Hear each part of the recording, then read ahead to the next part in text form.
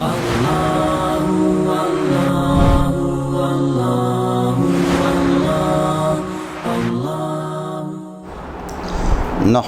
ونصلي ونسلم على رسوله الكريم اما بعد فاعوذ بالله من الشيطان الرجيم بسم الله الرحمن الرحيم انما الصدقات للفقراء والمساكين والعاملين عليها والمؤلفة قلوبهم وفي الرقاب والغارمين وفي سبيل الله وابن السبيل فريضة من الله والله عليم حكيم اللهم صل على محمد وعلى آل محمد كما صليت على إبراهيم وعلى آل إبراهيم إنك حميد مجيد اللهم بارك على محمد وعلى آل محمد كما باركت على إبراهيم وعلى آل إبراهيم إنك حميد مجيد۔ زکوٰۃ میں ضابطہ اور بہتر تو یہی ہے کہ جس علاقے کی زکوٰۃ ہو، جہاں کے لوگوں سے زکوٰۃ وصول کی جائے، وہاں انہی کے فقراء پر اس کو خرچ کیا جائے اور فقراء کو دیا جائے۔ بلکہ دوسرے الفاظ میں آپ یہ سمجھ لیں کہ مال جہاں ہو، ایک آدمی خود لاہور میں رہ رہا ہے اور اس کا مال پراپرٹی اور جائیداد جس مال سے اس کو زکوٰۃ ادا کرنی ہے وہ کراچی میں ہے، تو جہاں مال ہو، جہاں سے زکوٰۃ وصول کی جائے، وہاں کے فقراء اور غریب اور مساکین پر زکوٰۃ کو تقسیم کی جائے اور وہاں کے فقراء کو دی جائے۔ تؤخذ من اغنیائہم وترد علی فقرائہم۔ عام حالات میں آدمی کسی علاقے میں رہ رہا ہے اور اس کی پراپرٹی جائیداد بھی وہی ہے، اور وہ اپنی زکوٰۃ کو اپنے علاقے سے نکال کر کے دوسرے کسی علاقے میں منتقل کرتا ہے بغیر کسی عذر کے، تو پھر یہ ہے کہ ایسی صورت میں وہ کراہیت تنزیہی ہے کہ زکوٰۃ تو آپ کی ادا ہو جائے گی، لوٹانے کا حکم کوئی مفتی آپ کو نہیں دے گا، لیکن اس میں ایک قسم کی کراہیت آ گئی۔ اس لیے عام حالات میں زکوٰۃ علاقے والوں کا حق ہے اور اپنے رشتہ دار اور عزیز و اقارب کے، زکوٰۃ کو وہاں سے دوسری جگہ منتقل نہ کریں۔ البتہ یہ ہے کہ ایک آدمی اگر کراچی میں رہ رہا ہے اور ان کے رشتہ دار اور عزیز و اقارب ان میں مستحقین زکوٰۃ بھی ہے اور وہ غریب لوگ ہیں اور وہ کراچی میں نہیں ہے، وہ کسی اور علاقے میں ہے، تو رشتہ داروں کا حق تو پہلے ہے، تو ایسی صورت میں زکوٰۃ کو یہاں سے منتقل کر کے اپنے رشتہ دار اور اقربا میں اور اپنے عزیزوں میں منتقل کرنا، اس صورت میں کوئی کراہیت نہیں ہوگی، بلکہ بہتر بھی یہی ہوگا۔ ایک تو رشتہ دار انسان کے اس علاقے کے اندر نہ ہو جو کہ مستحقین بھی ہے، مستحقین زکوٰۃ، اس غرض سے زکوٰۃ کو وہاں سے منتقل کرتا ہے اپنے رشتہ داروں کی طرف اور ان کو مستحق سمجھ کر کے دیتا ہے۔ رشتے جوڑنے کا ثواب اس کو الگ ملے گا اور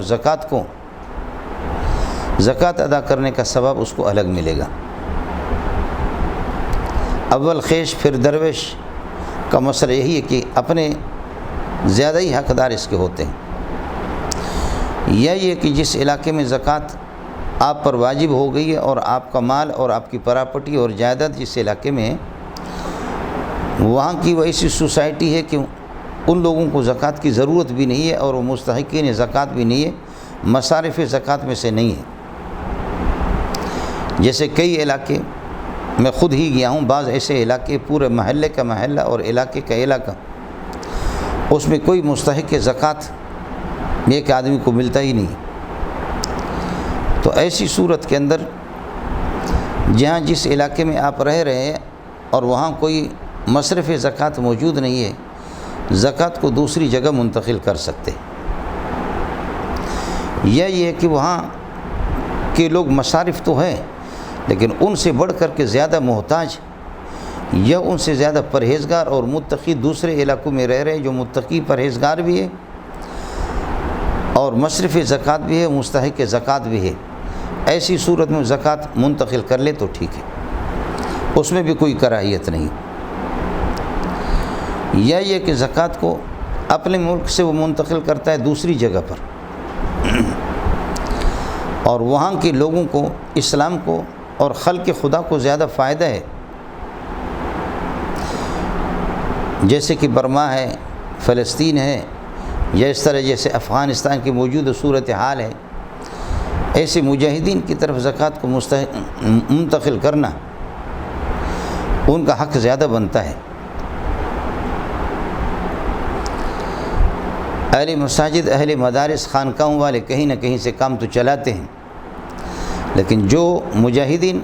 اعلاء کلمت اللہ کے لیے، دین کی سربلندی کے لیے لڑ رہے ہیں، وہ کس شہر میں آ سکتے اور کس سے زکوٰۃ لے سکتے؟ اس لیے میں عرض کر رہا ہوں کہ برما اور یہ ہے کہ فلسطین، جہاں جہاں بھی مجاہدین کشمیر کے جو حقدار ہیں ان کو آپ پہنچائیں، انشاءاللہ اس میں بھی کراہیت نہیں ہوگی اور ثواب آپ کو یہ ہے کہ ملے گا زیادہ۔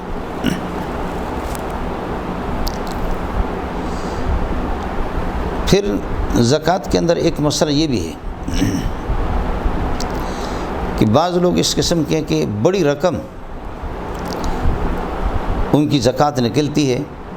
لاکھوں کی، اس میں لاکھوں روپے زکوٰۃ ان کی نکل جاتی ہے۔ تو ایسے لوگ اتنی بڑی رقم، لاکھ روپے، 50,000، 60,000، 20-30,000 یک مشت کسی فقیر کو یہ ہے کہ نہ دے۔ فقراء کی فقر اور احتیاج اور ان کی مشکلات کی بھی مختلف نوعیتیں ہوتی ہیں۔ فقیر کو اتنا ہی دے دے کہ جس سے اس کا مشکل آسان ہو جائے اور اس کی حاجت پوری ہو جائے۔ بعض لوگ ایسے ہوتے کہ خود مستحق ہوتے ہیں اور مصرف زکوٰۃ ہوتے ہیں، لیکن وہ ایک بہت بڑے خاندان کی کفالت کر رہے ہوتے ہیں۔ اب ایک بہت بڑے خاندان ہے، ان کی زیر نگرانی، اور وہ سب کے سب یہ ہے کہ مستحق ہیں، تو اگر ان کے لیے بڑی رقم آپ ان کو دے دیں تو اس کی گنجائش ہے اور اس میں کسی قسم کی کوئی کراہیت نہیں۔ لیکن اگر ایک آدمی کو، ایک فقیر کو مثلا 55,000 60,000 جو آپ کا نصاب روپے کا بن جاتا ہے، ایک فقیر کو اتنا پیسہ دینا کہ نصاب جہاں سے شروع ہوتا ہے اس سے بڑھ کر کے دے دینا، یہ کراہیت سے خالی نہیں ہے، کراہیت اس میں۔ اس لیے بہتر یہ ہے کہ اس سے آدمی اجتناب کرے۔ البتہ یہ کہ ایک آدمی اپنی ضروریات کے تحت کھانے کے لیے، پینے کے لیے مکان، ذاتی مکان اور غریب خانہ خریدنے کے لیے اس نے قرضہ لیا ہے اور 1,00,000 1.5 لاکھ میں 2 لاکھ قرضوں میں گھرا ہوا ہے، اور آپ جانتے بھی ہیں کہ غریب ہے اور فضول قسم کے اس کے قرضے بھی نہیں ہیں، تو اتنی بڑی رقم ان کو دے دینا کہ وہ اپنے قرضے میں دے دیں، اس کی اجازت ہوگی کہ آپ 1,00,000 دے دیں، 2 لاکھ دے دیں، اس سے زیادہ دے دیں، جتنا ہی قرضوں کے اندر وہ ڈوبا ہوا ہے۔ لیکن میں پہلے ہی عرض کر چکا ہوں کہ تجارتی قرضے والے کہ جو لوگ، جتنا بھی بڑا مالدار ہے اتنا ہی زیادہ وہ قرض دار ہے، اس کے تجارتی قرضے کروڑوں کے آپ لگائیں گے، اور اسی طریقہ پر یہ ہے کہ لاکھوں کے، پھر اس طریقہ پر یہ ہے کہ تاجروں کو بھی زکوٰۃ دینا شروع کر دیں، اس کی اجازت نہیں ہوگی۔ غریب جس کے پاس خود نصاب بھی موجود نہیں ہے اور قرضوں میں دبا ہوا ہے، چاہے 1,00,000 ہے 2 لاکھ ہے، ان کو آپ دے سکتے ہیں۔ اگر کسی حاجت مند اور ضرورت مند اور کسی فقیر کے لیے، محتاج لوگوں کے لیے مکان اگر بنانا ہے، زکوٰۃ کے پیسوں سے ان کو گنجائش نہیں ہے، تو اس کا آسان طریقہ یہ ہے کہ بیک وقت یہ پیسہ آپ نہ دیں ان کو۔ 20,000 30,000 دے دیا، بلا کے منگا دی اس نے، کچھ پیسے پھر دوسرے دن دے دیا، سیمنٹ اس نے منگا دیا، پھر یہ کہ کچھ کام ہو گیا، مزدوروں پر کچھ پیسے دے دیا، تو یک مشت یہ پیسے آپ ان کو نہ دیں، اس طرح قسط وار اور مرحلہ وار دے دیں گے تو اس کی گنجائش ہوگی کہ غریب اور مسکین اور محتاج ہے اور مصرف زکوٰۃ ہے، ان کے لیے ذاتی مکان یہ ہے کہ بنوا دینا، یا وہ خود مکان بنوا رہا ہے اور قرضوں میں آپ اس کے پیسے ان کو دے رہے ہیں کہ وہ اپنے قرضوں میں دے دیں، اور اس کی اجازت ہے۔ اس کی بھی آپ کو اجازت ہے کہ آپ زکوٰۃ کے پیسوں سے مکان بنا کر کے پھر اس مکان کی قیمت لگا کر کے آپ اپنے سرمایہ سے بطور زکوٰۃ کے اس کو محسوب اور شمار کر کے زکوٰۃ کے لیے دے دیں۔ مثلا آپ لاکھ روپے 1.5 لاکھ روپے کے کوئی پلاٹ خریدتے ہیں اور اس پلاٹ پر یہ ہے کہ آپ 4-5 لاکھ کی تعمیریں کر لیتے، غریبی تعمیر 4-5 لاکھ کے آپ نے اس پر یہ کی تعمیر بھی کر دی۔ آپ کا خرچہ پلاٹ پر اور تعمیر پر جو کچھ لگا وہ 6 لاکھ ہے اور 5 لاکھ ہے، لیکن اس وقت تیار کرنے کے بعد یہ مکان 10 لاکھ کی اس کی مالیت ہے، تو اب آپ کے پاس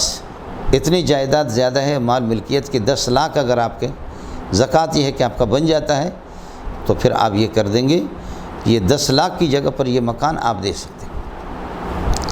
اگرچہ اس پر آپ کا خرچہ پلاٹ پر اور اسی طریقے پر یہ ہے کہ تعمیر پر خرچہ آیا،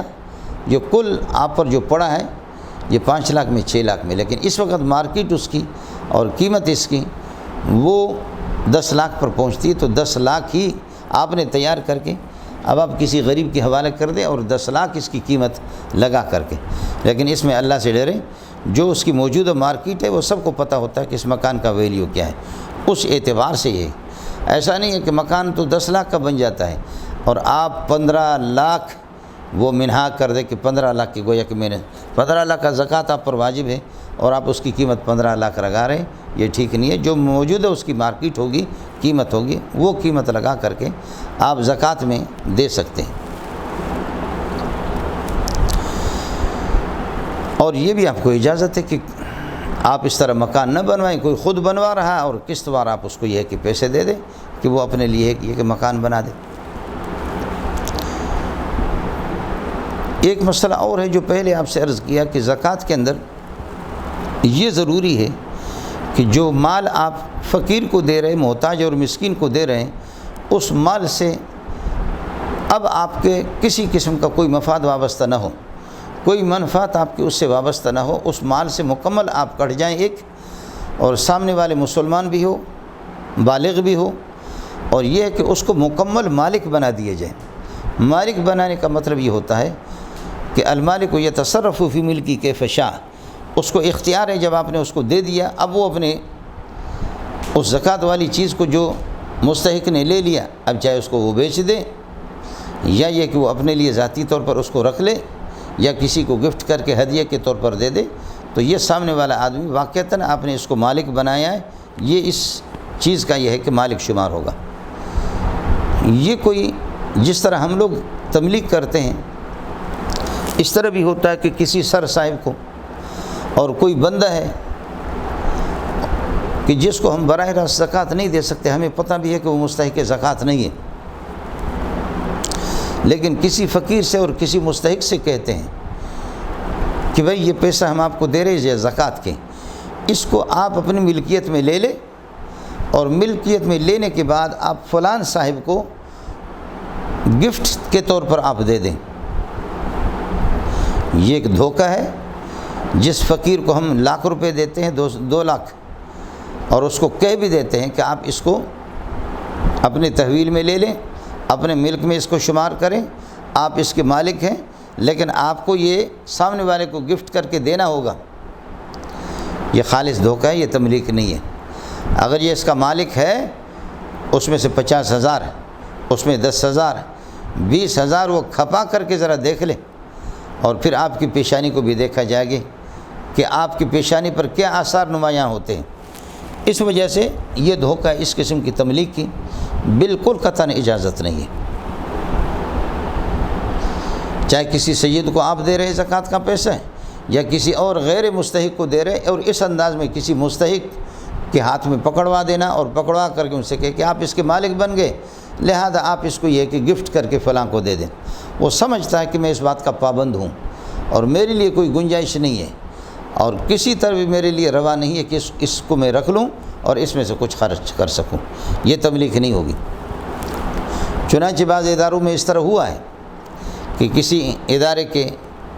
منتظم اور معتمم نے کسی مدرس کو، اس کو پتہ ہے کہ مدرس میرا قرض دار ہے، 70,000 روپے 80,000 روپے مدرس اس کا قرض دار ہے،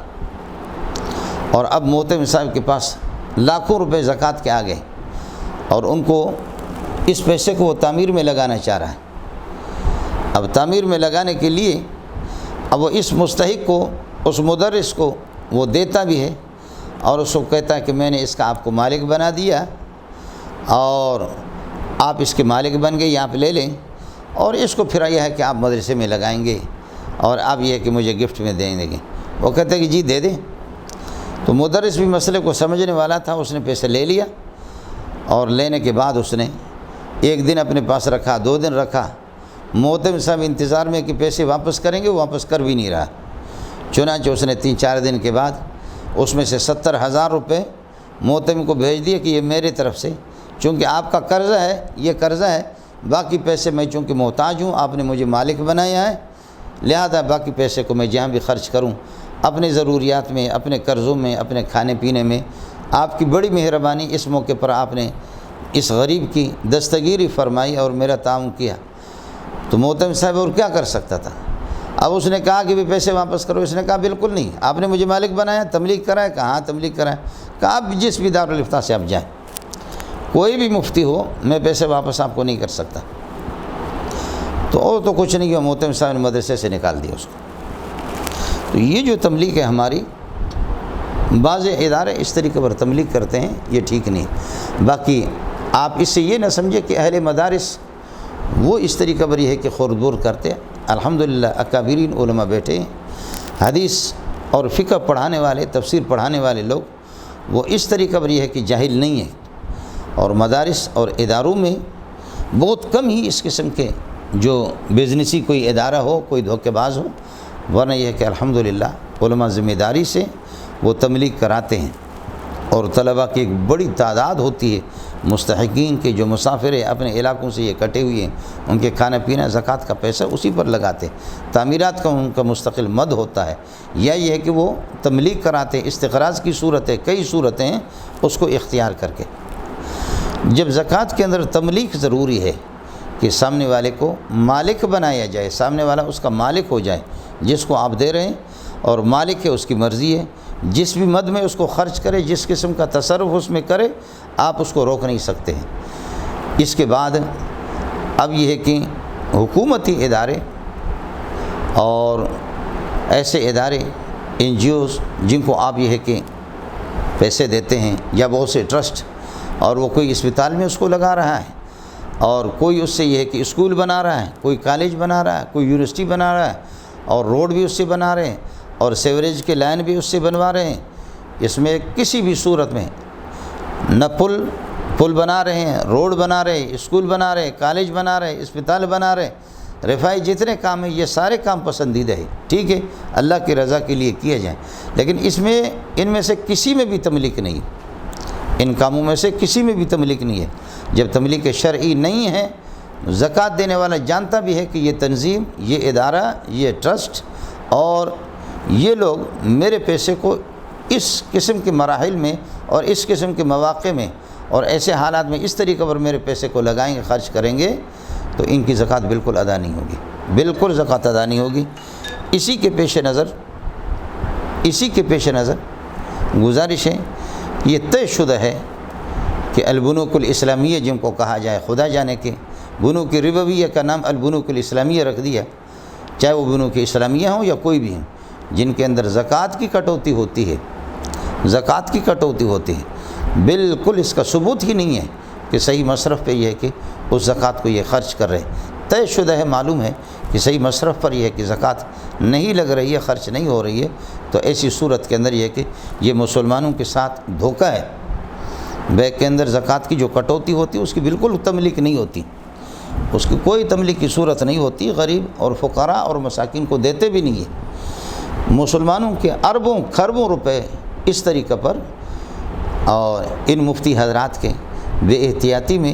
اب یہ پیسے جب کہ لوگ غلط طور پر یہ کہ حکومت بھی لگاتی ہے اور ادارے لگاتے ہیں، تو کان اسمہ علی من افتہ ہو،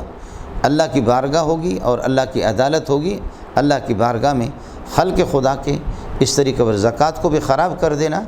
یہ جنہوں نے یہ فتویٰ دی ہے، اس کے پیچھے کچھ ہو سکتا ہے کہ ان کے اغراض اور ان کے مقاصد ہوں، وہ جانے، ان کا رب جانے، لیکن یہ ہے کہ مسئلہ یہی ہے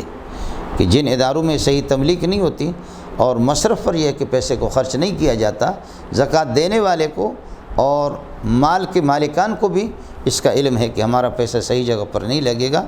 اس طریقے پر یہ ہے کہ زکوٰۃ یہ ہے کہ اس کی کٹوتی ہو اور یہ اس کو محسوب شمار کرے، حساب کرے کہ جی میری زکوٰۃ ہو گئی، اس طریقے پر نہیں ہوگا۔ احتیاط